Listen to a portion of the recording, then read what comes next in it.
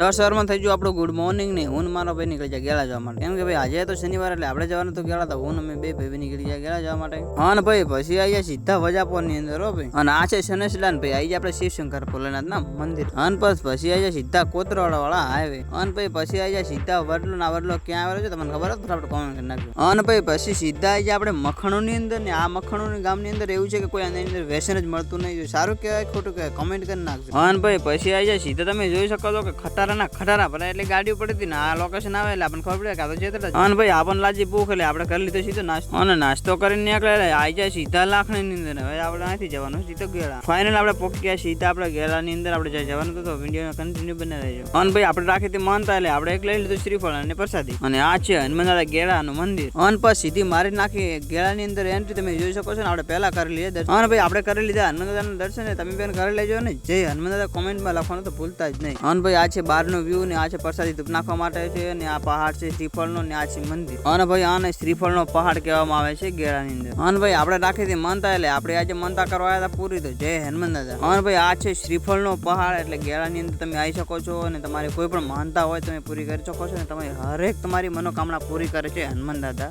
તો આ છે હનુમાનદાદાનું મંદિર ગેળા. જો તમે હજી સુધી એક વખત પણ ના આવ્યો તો એકવાર જરૂર આવજો. તો મળશે એક નવા બ્લોગ સાથે. જય માતાજી.